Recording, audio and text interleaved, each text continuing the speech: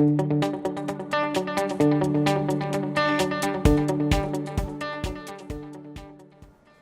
will remember that I met Rómulo Castro at a concert at an ex-military base. At that concert, he played the song Quien from his album Travesías, a song I didn't know. But as it happens with great art, it doesn't take much to realize you're witnessing something really special. Since then, this song has stayed with me. And that's not surprising, because this is another trova song that is made for traveling. It'll follow you. It'll visit and revisit individual, social, historical, and cultural geographies. Like many great artists, Rómulo Castro moves between certainty and doubt. I'm talking about personal, historical, and philosophical doubts. We got no answers, but sometimes we manage to achieve enough clarity to formulate the right questions. That's what this song does. Again, this song traverses personal, historical, and cultural geographies. That is at the core of trova music. Let's take a closer look at the lyrics in both Spanish and English to get a better understanding of the song. If only one could be un vagabundo, desconectado y libre de otros asuntos, sin código de acceso y sin visa múltiple rumbo al mundo. A vagabond wandering, free from all that binds, traveling the world without a multiple entry visa or passport. But the idea is not just to travel, but to do it to connect with humanity and revisit places and events that make us reflect, hotspots that put humanity to shame.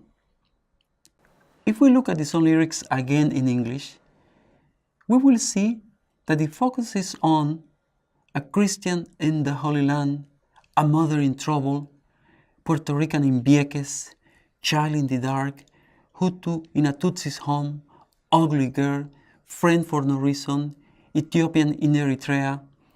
The song covers all of these geographies, but it also interjects personal stories.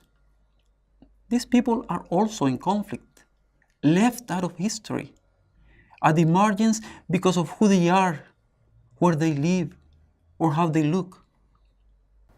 Later on, we come across a reference to the Jewish people expelled from Spain in the 15th century, an old man forgotten in an attic, and a prostitute who's HIV positive. These multiple stories walk into a song that becomes a historical geography. Every time we stop at a different place, the song absorbs the music from that particular region. So we travel from the Caribbean to the Mediterranean, the Middle East, North, South, and East Africa. We talk about new song and nueva trova being open to a wide range of musical influences, from indigenous music to jazz, rock, the Beatles, and avant-garde music.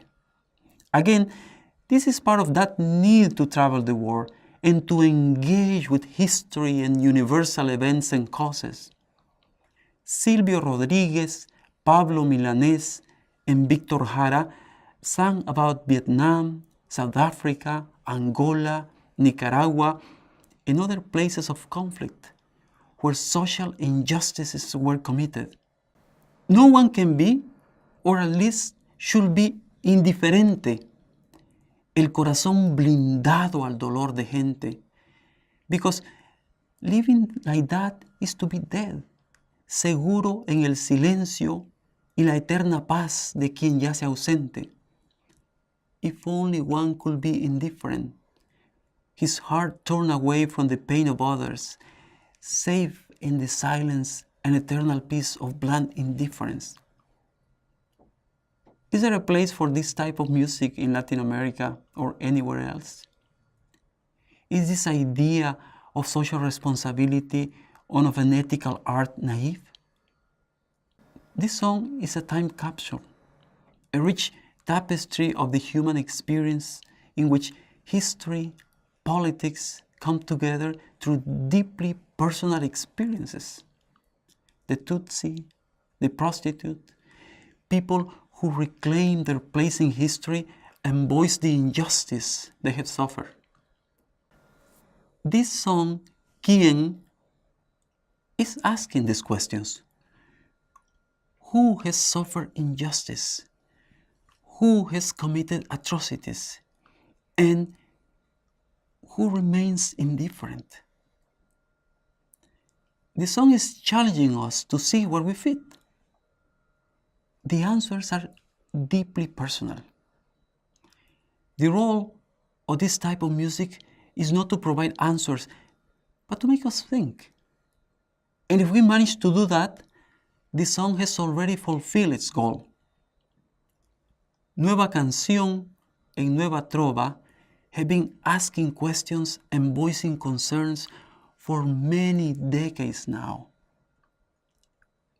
As the song goes, who could remain indifferent?